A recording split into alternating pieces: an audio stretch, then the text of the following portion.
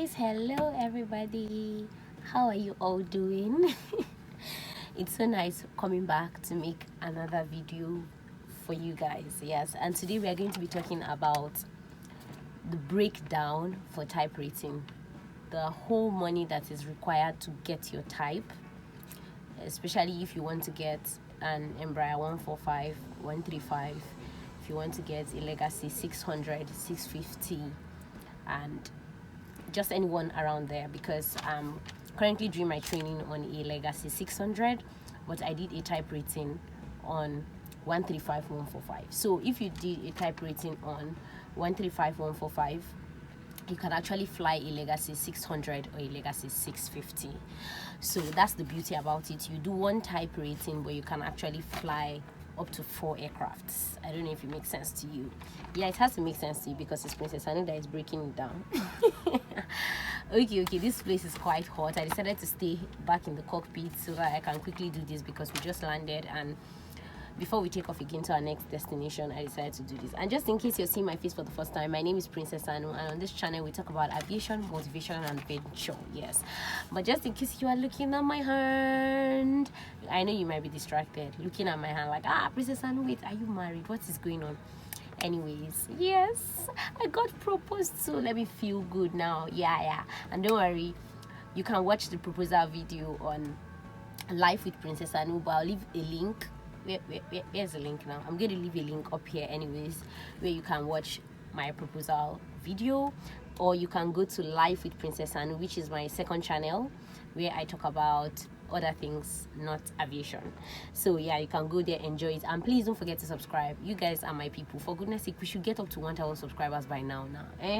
Okay, let's go straight into the talk we have for today. I'm already getting bothered on how to put this video together, but I want to make it as simple as possible. Today, the things we're going to be talking about is the questions I was asked concerning getting a type rating. Another thing is we're going to be talking about the visa costs. If you're doing your visa here in Nigeria, how much I actually spent, because maybe some people spent cheaper, maybe some people spend more, but I'm going to talk about my own experience, how much I spent. I actually wrote it down here so that I'm going to be as explicit as possible and give you a very accurate detail of everything I know. Next thing we're going to talk about questions, visa costs. We're going to talk about the main fee for the type rating, how much it costs, like how much the type rating itself costs, because I've done it, I've passed through the process, I documented it down so that I can actually help you guys, because I know that one day I'll come to this channel to talk about how much I spent to do the type rating. And so just in case you're thinking of going for the type rating, how much you should plan to save up to go for the type rating. Then another thing we'll talk about is also the flight tickets. But the issue about the flight tickets, I was trying to look for my flight tickets exactly, like how much I paid for return, that is going and coming. Yeah, so I'm going to check it out and be sure about it before I talk about it. Then also, maybe lastly, if there's still time, we'll talk about the job search phase. So let's start quickly without wasting much time about the questions I was asked. So some few questions I was asked is, did the airline pay for my type rating? This place I'm currently doing my training, did they pay for my type rating? No, they did not pay for my type rating. Actually, we give God all the glory. It was my parents that actually ran around for funds, and they were able to pay for my type rating. Like you all know, I was sponsored by my state government, but now we got to the type rating phase, my parents had to take up the burden to actually sponsor me for my type rating, and I'm so grateful to them, because it's not easy to run around for that money. Sometimes we don't know what our parents go through. Maybe sometimes they have to go take a loan, they have to borrow from people, they have to run around. They shall have to find a way to make us comfortable, and I'm very much grateful for them. Yeah, daddy, mommy, I love you. Yeah, I actually appreciate them so much. They were the ones that paid for my type rating. Next thing is, does flight school offer MCC and GOC? The place I went for type rating, they actually do the MCC and GOC course. MCC course is the multi-crew coordination course, and GOC course is the jet orientation course. In some places, even without going for type rating, they will ask you to go get your MCC and GOC. So you can do that separately, but you can decide to do that with the type rating. So I was able to do that with the type rating, getting MCC and GOC, because it helps to boost your qualification. So they offered it in the cost for the type rating. Another question here is How did you choose the type rating to go for? I've talked about that in the video I made for the members of the channel, but I'll just quickly run around it. How I chose was the availability of jobs. A particular company had said, just go get your type rating and come back, we'll see what we can do about it, we'll give you a job. And I'm like, okay, since this company is actually looking forward to offering me a job, let me work in this life, because this was not the cheapest type rating. I know that there are some type ratings that are like 3 million, 5 billion thereabouts, but I had to go for this particular one, which is more expensive than those other ones, because I had seemed like they were promising a job. But unfortunately, I'm not even with that company, but it's fine.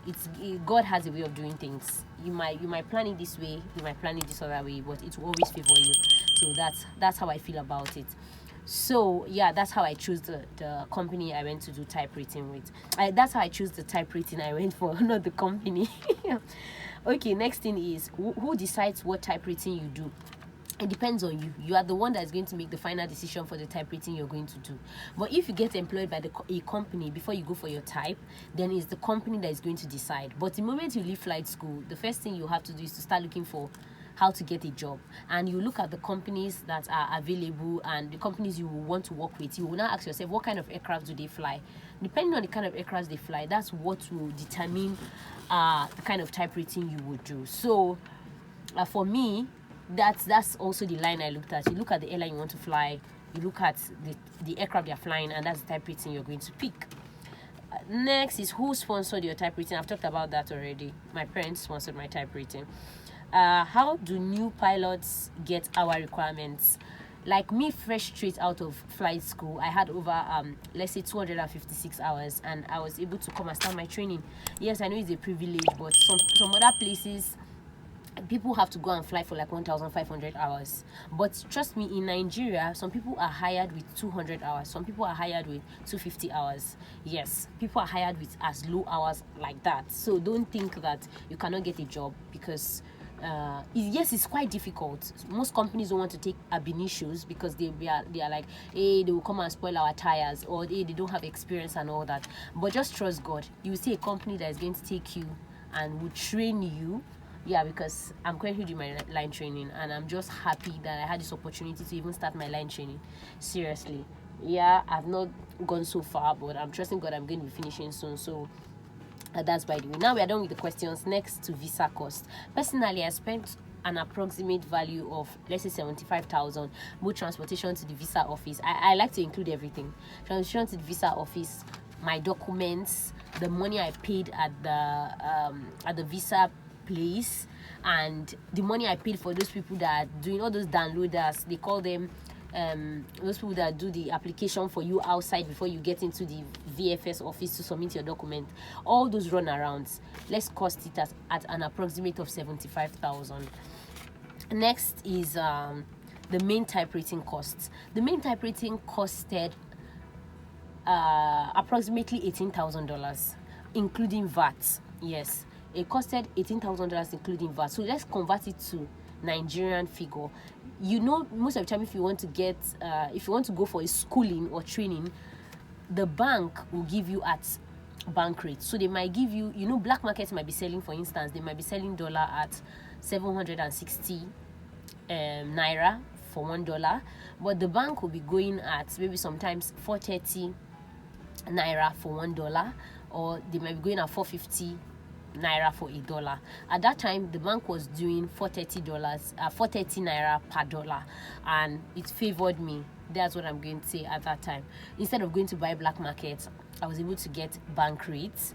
And let's say if you cost it, you're going to be given an approximate cost of like 7.8 million in naira. Yes, 7.8 million in naira for just the school fees. Now, this is not included of accommodation and everything. I'm still going to break down accommodation, but just approximately 7.8 million for just the school fees plus the VAT. The school fees plus the VAT. I'm emphasizing on it because school fees is separate, and you will put VAT with your school fees, so you have to join everything together and pay it together. So that's what happened in my own case. But I know that if you're going under an airline, you only pay, I think, the school fees, and the airline also has reduced rates because they have a partnership with the training companies, because they always send their people there concurrently, and so they have that partnership, and they charge lesser. But if you're going as an individual, you will definitely pay more. For instance, let me give you a practical example. If for the airlines they're charging them $15,000, you going as an individual will be charged like $17,000. So it might be like $2,000 extra, you going as an individual. So these are things you can consider. You can decide that you want to pay an airline the money and go under them. Makes your life easy, actually. Next is flight ticket cost. I think approximately, let's look at 300,000 for return tickets if you're following like maybe South African Airways, or like, yeah, let's look at 300,000. Though now that Avgas is expensive and people are complaining about fuel and all that, I really don't know how much it's going to cost now, but I know it's not up to 500,000 naira. So it's not up to 500,000, but it's approximately like 300,000. I've been looking for my flight tickets, the amount my parents paid, but I can't find it. I can only find the ticket itself, the itinerary of the ticket itself, but I can't find the costing of how much they paid.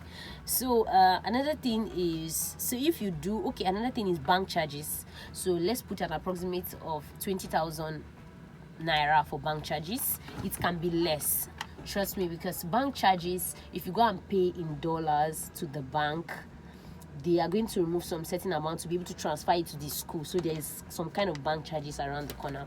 So put it at 20,000 naira.